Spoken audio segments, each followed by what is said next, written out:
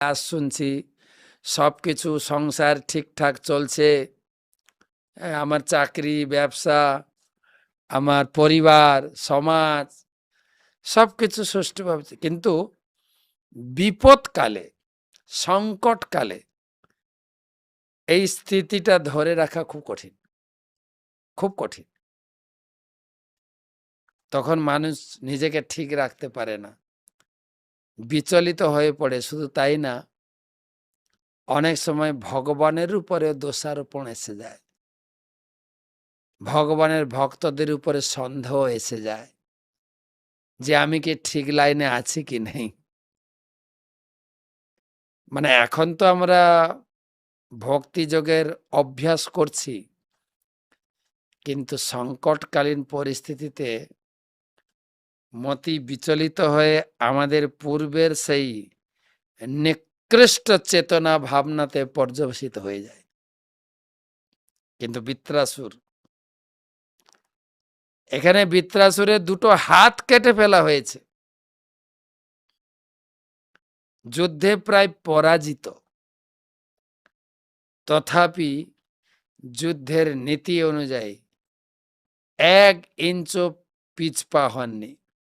যুদ্ধক্ষেত্রেই মরব, ক্ষত্রিয় হিসাবে একদম শেষ নিঃশ্বাস পর্যন্ত আমার কর্তব্য পালনে আমি পিছপা হব না।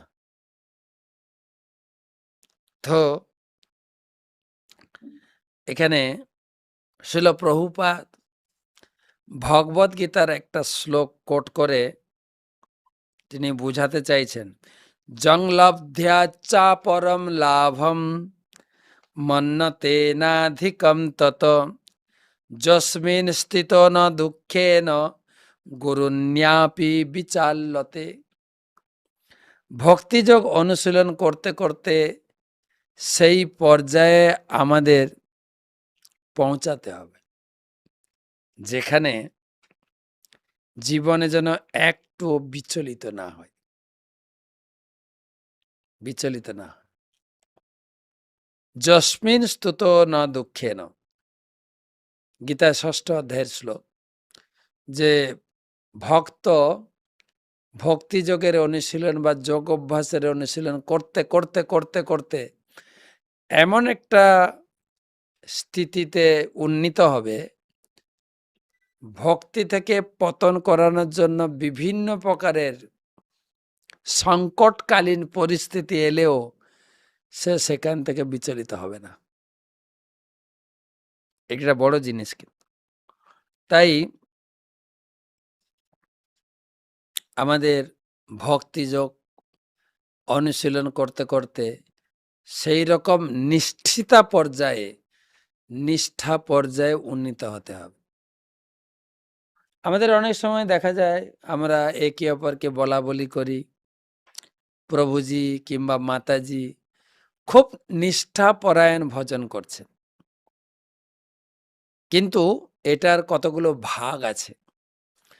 হ্যাঁ, গত কয়েকদিন আগে আমি মন্দিরে ক্লাস দিয়েছিলাম, আপনারা শুনেছেন যে বিশ্বনাথ চক্রবর্তী ঠাকুরের সেই মাধুর্য কাদম্বিনী গ্রন্থ এবং ভক্তি রসামৃত সিন্ধু দুটো গ্রন্থের কিছু বিষয়বস্তু আমি তুলে ধরে বুঝাতে চাইছিলাম যে প্রেম পর্যায়ে উন্নীত হতে গেলে আমাদের কতগুলো ধাপ পেরোতে হবে। এখানে বলছেন, প্রভুপাদ লিখছেন, বৃত্রাসুর যে অবিচলিতভাবে ভগবানের প্রেমময় সেবায় নিষ্ঠাপরায়ণ ছিলেন, তা দেখে ইন্দ্র অত্যন্ত আশ্চর্যান্বিত হয়েছেন, যেটা অসুরের পক্ষে অসম্ভব। একজন অনন্য ভক্ত সংকটকালীন পরিস্থিতিতে বিচলিত হন না। প্রভুপাদকে দেখা গেছে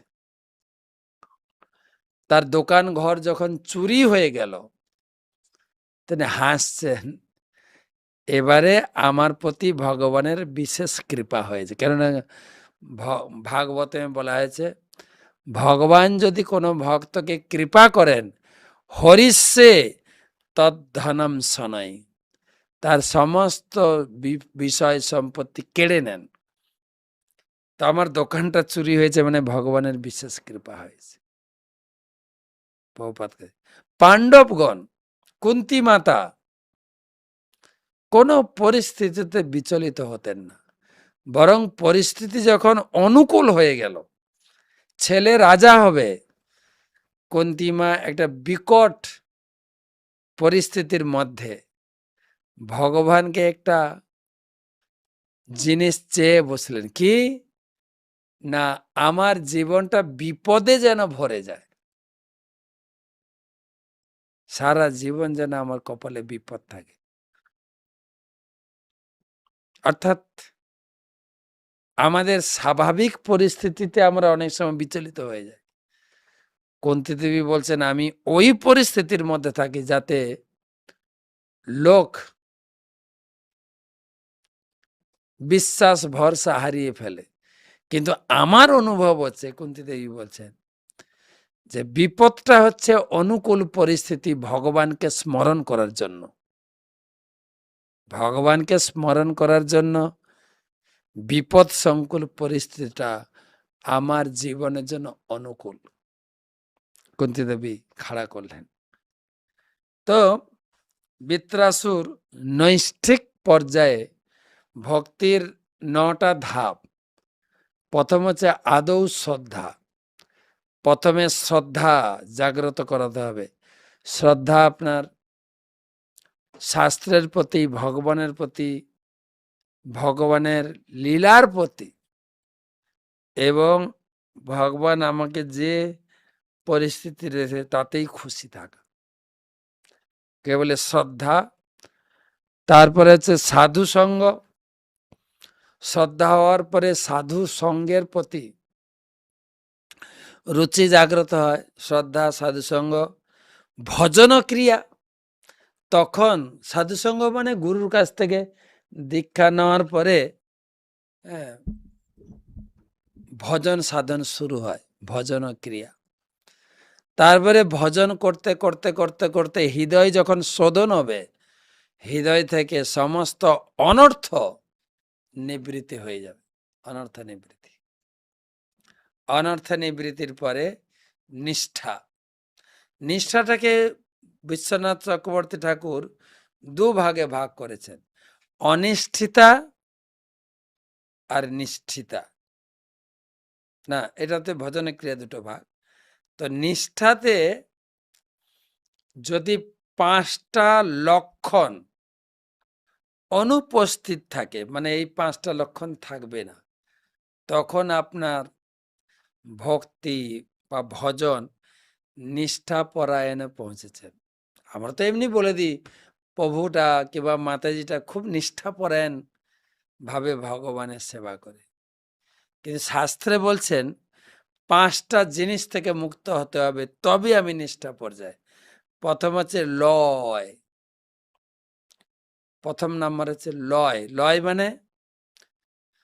লয় মানে যখন ভক্তি করতে বসবো, নাম জপ করতে বসবো, ভাগবত পাঠ শুনতে বসবো, ভাগবত পড়তে বসবো, তখন যেন ঘুম না আসে। না, লয় মানে হচ্ছে ঘুমে একদম লয় প্রাপ্ত হয়ে যাও। দেখেন তো, নিজে নিজে অনুভব করেন যে এই খারাপ গুণটি আমার আছে কিনা, যে আমি পাঠ শুনতে বসলে ঘুম আসে, জপ করতে বসলে ঘুম আসে, ভাগবত পড়তে গেলে ঘুম আসে, কেবল প্রসাদ খেতে গেলে ঘুম আসে না। তাহলে আপনার ভক্তি এখন নিষ্ঠা পর্যায়ে পৌঁছায়নি। প্রথমটা লয়। তারপরে হচ্ছে বিক্ষেপ। বিক্ষেপ মানে হচ্ছে, প্রথমটা হচ্ছে ক্লাসে বসলে ঘুম আসে, দ্বিতীয়টা হচ্ছে ঘুম আসছে না কিন্তু মন এখানে ওখানে ঘুরে পড়াচ্ছে। যদি আপনি ঘর থেকে এসে মন্দিরে ক্লাস করেন, ঘরে মনে কেউ ঢুকে গেল কিনা, ঘরের দরজাটা ভালো করে বন্ধ আছে কিনা, এখন আমার মেয়ে ফিরে আসবে স্কুল থেকে, ছেলে ফিরে আসবে স্কুল থেকে, আমার স্বামী অফিস থেকে ফিরবে, ক্লাসে বসেও মন কিন্তু ঘরের চারদিকে ঘুরছে। এটাকে বলে বিক্ষেপ।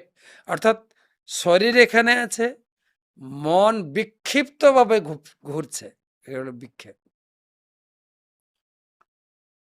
তাহলে এই জিনিসটা যদি থাকে, লয় বিক্ষেপ, আপনি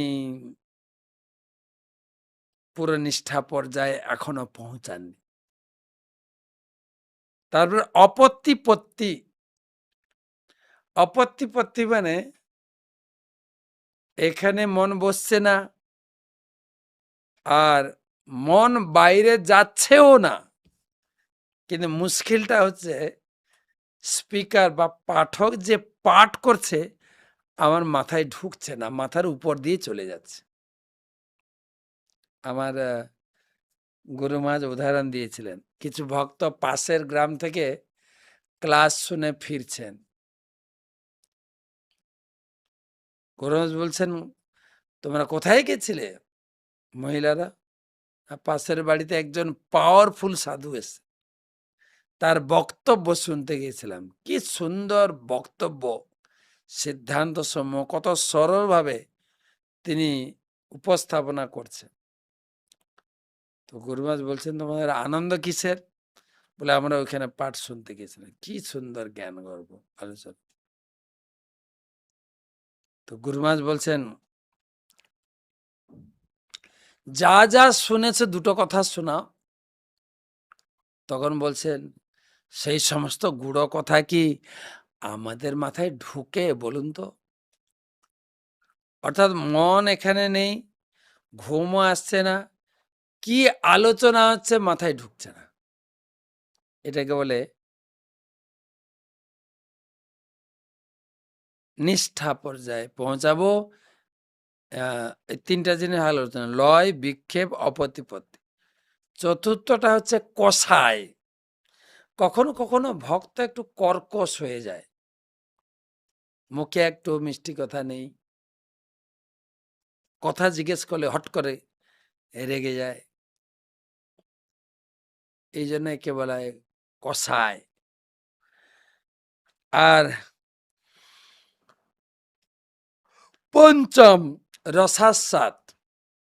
রসাস্বাদ মানে জপ করতে ভালো লাগে, ভাগবত পড়তে ভালো লাগে, ভাগবত শুনতে ভালো লাগে, কিন্তু অন্য কিছুতে তার নেশাও আছে। যেরকম খেলাধুলা দেখতে সে ভালোবাসে, পাড়াতে মাঠে কোনো খেলা হবে বা টিভিতে খেলা হবে, যে অস্ট্রেলিয়া ভারত খেলা হবে, ওই দিন খেলা থাকলে খেলা দেখতে বসে যাবে। যদি সাপ্তাহিক ক্লাস থাকে, আমাকে মন্দিরে গিয়ে ক্লাস শুনতে হয়, কিন্তু সে ওই ক্লাস শোনার প্রতি ইন্টারেস্ট দেখাবে না, সে অন্য কিছুতে তার অনুরাগ রয়েছে, খেলা দেখাতে। বুঝে নিতে হবে। যদিও আমাদের আশ্রমে এটার ব্যাপারে আমরা অত্যন্ত সতর্কতা অবলম্বন করি বা করতে দিই না। আমি জাস্ট বুঝাচ্ছি আপনাদের। মাঝে মাঝে ভক্ত এত কর্কশ হয়ে যায়, রেগে মেগে অন্যান্য ভক্তরা বা তার অনুগত ভক্তরা বলে, প্রভু আপনার জন্মের সময় আপনার মা কি আপনার মুখে এক ফোঁটাও মধু দেননি? এত এত এত কর্কশ কেন? লয়, বিক্ষেপ, অপতিপত্তি, কষায়। ৫ নম্বরটা হচ্ছে রসাস্বাদ। এই ৫টা যদি আপনার শরীরে লক্ষণ পাওয়া না যায়, তখন বুঝতে হবে যে আপনি আপনার ভক্তি, আপনার নিষ্ঠা নৈষ্ঠিক ভক্তিতে পরিণত হয়েছে। তাই প্রথম থেকে আদৌ শ্রদ্ধা, সাধুসঙ্গ, ভজন ক্রিয়া, অনর্থ নিবৃত্তি, নিষ্ঠা। তো তারপরে রুচি, আসক্তি, ভাব, প্রেম, এই স্টেপ বাই স্টেপ। তো এখানে এখানে ইন্দ্র বলছেন বৃত্রাসুর, তুমি কিন্তু ভক্তির একদম চরম স্টেজ, নৈষ্ঠিক ভক্তির নিষ্ঠাতে তুমি অধিকার লাভ করেছ। পরবর্তী শ্লোক, ভবানতার্স্যান্মায়াম বৈ বৈষ্ণবীম জনমোহিনীম যদ বিহায়াসুরম ভাবম মহাপুরুষতাম গতঃ ভবানতার্স্যান মায়াম বৈ বৈষ্ণবীম জনমোহিনীম যত বিহায় সুরং ভাবম মহাপুরুষতাম গতঃ। তুমি ভগবানের মায়াকে অতিক্রম করেছ এবং এইভাবে মুক্ত হওয়ার ফলে তুমি আসুরিক ভাব পরিত্যাগ করে মহান ভক্তের পথ প্রাপ্ত হয়েছ। ইন্দ্র প্রশংসা করছে। মন দিয়ে এবং সূক্ষ্ম বিচার বোধ দিয়ে ইন্দ্র বৃত্রাসুরের প্রত্যেকটি বক্তব্য তিনি রিয়ালাইজ অনুধাবন করেছেন, প্রশংসা করছেন। তুমি মহান ভক্তের পথ। প্রভুপাদ লিখছেন যে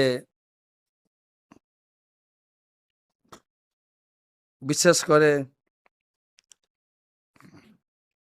সুখদেব গোস্বামীও বলেছেন, যদি মহান ভক্তের সান্নিধ্য যে কেউ লাভ করে, কিরাত হোনান্ধ্র পলিন্দ পুলকসা আভীর শুম্ভা যবনা খসা দয়া যে অন্য চ পাপা যদাপাশ্রয়াশ্রয়া শুদ্ধন্তি তস্मै প্রভ বিষ্ণবে নমঃ।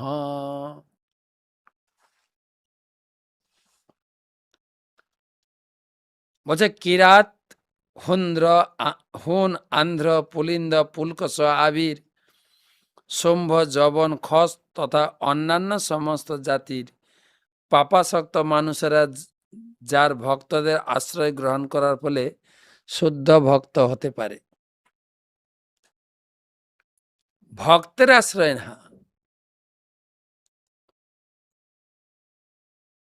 ভগবানের আশ্রয় নেই, ভক্তের আশ্রয়। ভক্তের আশ্রয়ে তার জীবন প্রণালী পরিবর্তন হয়ে যায়। ধন্য তুমি বৃত্রাসুর, তুমি ভক্তির একটা স্তরে তুমি পৌঁছে গেছ। আশ্চর্য লাগছে, তুমি অসুর কুলে জন্মগ্রহণ করেও তুমি ভগবানের প্রতি শুদ্ধ ভক্তি লাভ করেছ। আমি ধন্য তোমার সঙ্গে যুদ্ধ করতে পেরে। যদিও ভগবান ভবিষ্যৎবাণী করেছেন যে এই যুদ্ধে পরাজয় তুমি হবে, তোমার মৃত্যু হবে, কিন্তু আলটিমেটলি তোমার লেকচার শুনে আমি বুঝে নিয়েছি এতে তোমার জয় হবে, তুমি ভগবত ধামে ফিরে যাবে। সাধারণ লোক এর গভীরতা বুঝতে পারে না। তারা শুধু বলে আপনি হরে কৃষ্ণ মন্ত্র জপ করে কি পেয়েছেন। আমরা ভগবানের ভক্ত না হয়ে গাড়ি বাড়ি প্রতিপত্তি অনেক কিছু করেছি, কিন্তু আপনি কি করেছেন? ইন্দ্র অনুভব করছে এই যুদ্ধে আমি তোমাকে বধ করে স্বর্গরাজ্যে অধিকার পুনর্প্রাপ্ত হব, কিন্তু বিচার অনুযায়ী আমি লস খাচ্ছি, আমি তোমার কাছে হেরে যাচ্ছি। কেন? তুমি ভক্তিতে একটা উন্নত পর্যায়ে পৌঁছে গেছো। তোমার স্থিতি, তোমার আলোচনা, তোমার অনুভবকে আমি বুঝতে পারছি। তো বলছেন মহান পদ প্রাপ্ত হয়েছে। খল্লিদং মহদাশ্চর্যং যত্রজ প্রকৃতিস্তব বাসুদেবে ভগবতী সত্তাত্মনি দৃঢ়ামতি খল্লিদম মহদাশ্চর্যম যৎ রজ প্রকৃতে অস্তব বাসুদেবে ভগবতী সত্তাত্মনি দৃঢ়ামতি। হে বৃত্রাসুর, অসুরেরা সাধারণত রজগুণের দ্বারা প্রভাবিত। তাই তুমি যে অসুর হওয়া সত্ত্বেও সত্যগুণে অবস্থিত পরমেশ্বর ভগবান বাসুদেবের সুদৃঢ় ভক্তিপরায়ণ হয়েছ, তা অত্যন্ত আশ্চর্য বিষয়। আমাদের শ্রীল প্রভুপাদ যা আশ্চর্য কাজ করে গেছেন, সমাজের বিদ্বজ্জন যারা বুদ্ধিমান পণ্ডিত তারা আশ্চর্য হয়ে যান। কোথায় জার্মান, অস্ট্রেলিয়া, আমেরিকান লোক, এমনকি চাইনিজ, আফ্রিকান আজ প্রভুপাদের সান্নিধ্যে এসে প্রভুপাদের প্রচারের দক্ষতায় তারা তাদের পাপময় জীবন ত্যাগ করে সুন্দর ভক্তি যাজন করছে। যেরকম ইন্দ্র বৃত্রাসুরের ভক্তি ভাব দেখে আশ্চর্যান্বিত হচ্ছেন, বর্তমান সমাজের বিদ্বজ্জনেরাও প্রভুপাদের কার্যকলাপ দেখে আশ্চর্যচকিত হয়ে যাচ্ছে। আজ সারা বিশ্ব আমেরিকাকে অনুসরণ করছে, কিন্তু শ্রীল প্রভুপাদ আমেরিকার ভূমিতে এই বাঙালি কালচারকে স্থাপন করে দিয়ে এলেন। আশ্চর্য নয় কি? আফ্রিকান মানুষ কত পাপী, নিগ্র এবং ঘুচে কালো, যেন যেন এশিয়ান পেন্ট করে দেওয়া হয়েছে। যখন একটু হাসে দাঁতটা একটু সাদা দেখে। তারা আজকে হরি নামে নিত্যানন্দ প্রভুর কৃপায় মাতোয়ালা মতো নাচছেন ঘন্টার পর ঘন্টা। আশ্চর্য নয় কি? চাইনিজ লোক যারা সারা দুনিয়াকে চিটিং করে সস্তা জিনিস দিয়ে পাপের একদম চরম পর্যায়ে পৌঁছে গেছে। আমি সবসময় বলি, করোনা কোথা থেকে চালু হয়েছে বলেন তো? চাইনা থেকে না? কেন করোনা নাম হয়েছে? না, ভগবান দেখালেন অনেক পাপ করেছ আর পাপ করো না, সেখান থেকে করোনা। আর আমরা চাইনাকে ফলো করছি, চাইনার প্রসাদ আমরা পাচ্ছি। হ্যাঁ, চায়না কি অখাদ্য কুখাদ্য খায়, আমরাও খাওয়া শুরু করছি। চায়নাতে করোনা এসে আমাদেরকেও একটু করোনার প্রসাদ পেতে হয়েছে। তো আশ্চর্যজনক।